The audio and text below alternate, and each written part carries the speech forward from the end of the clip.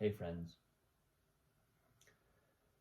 So I had a conversation or two in the last 24 hours that revolved around the source of joy in my life. And in some ways I was observing and getting a reflection on how I do and don't live from a place of joy, when that is really working and when that's kind of not working. And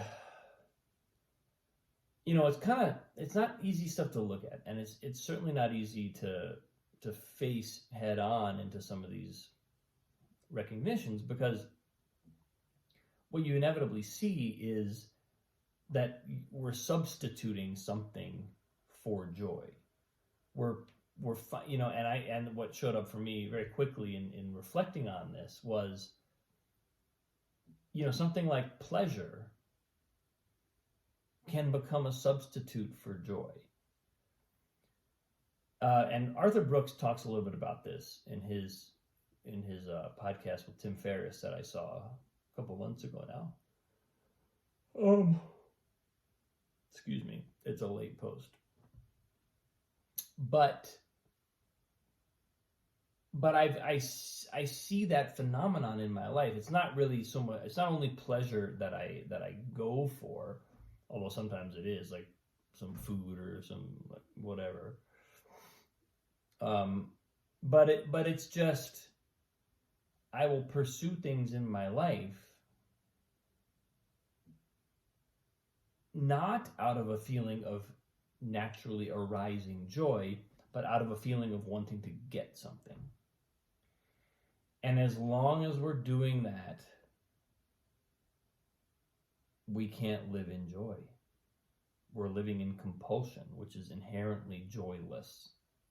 It's inherently, there might be pleasure, there might be enjoyment and entertainment available to us when we're in a compulsive state, but not genuine joy.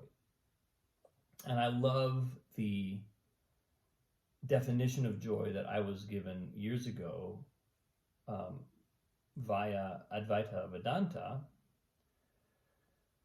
which puts particular emphasis on Ananda, which is defined as objectless joy. It's the joy of being, the joy of existence, the one of the first sheaths of awareness that comes into existence out of nothingness is blissfulness. And so this conversation that I was having about, like, well, because my conversation was focused on concrete things in my life, things I'm doing, not doing, how I go about pursuing satisfaction, success, experiences in my life. And so that's all focused on finite things, right?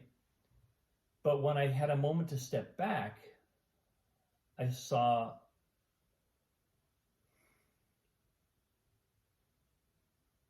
that what I'm really seeking is not more finite things that give me enjoyment, but a connection, more of a connection to the source of objectless joy. Because from there, everything else just emanates. The finite things that need to arise simply arise.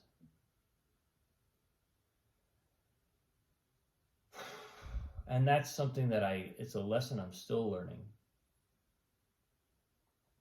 I still sometimes think, I've got to fix this problem with me so that I can be more like this, or I've got some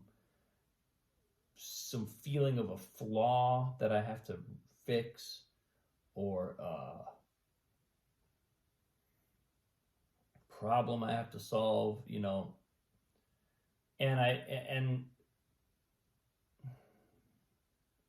and when we're coming from there, we're kind of lost before we even start.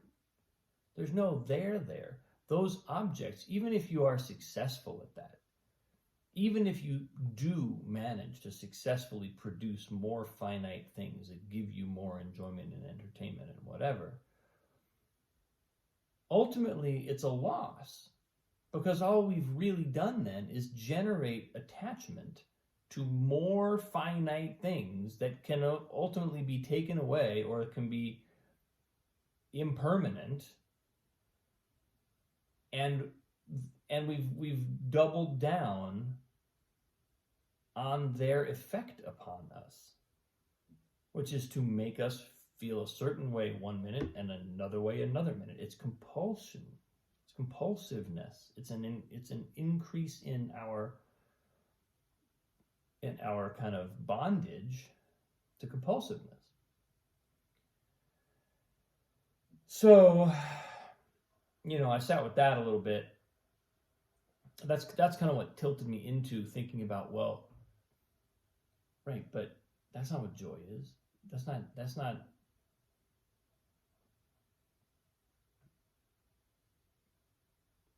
and that's not all that's available to us. That's not the only thing we can pursue.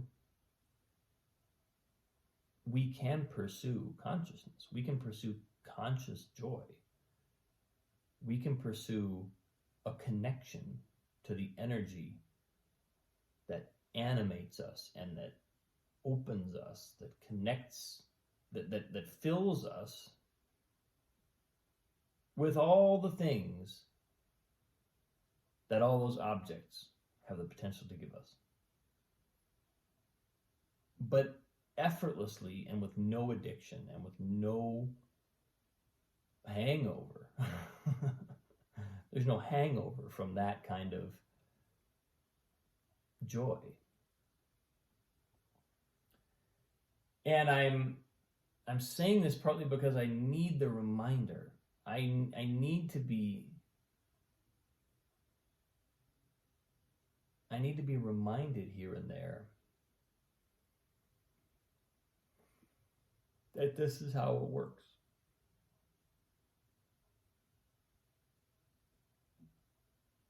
And that this is my way.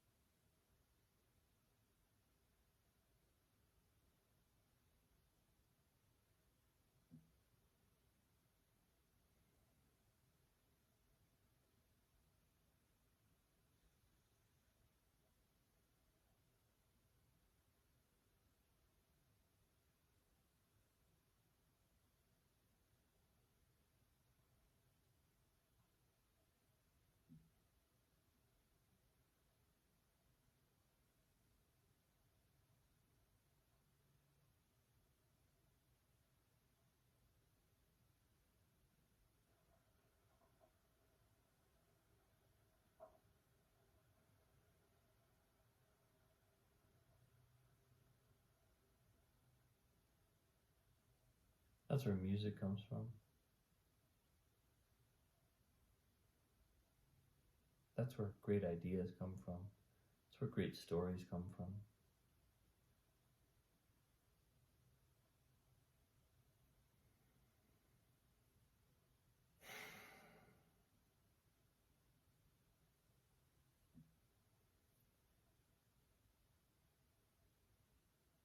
where I'm at today, folks. Thanks for watching.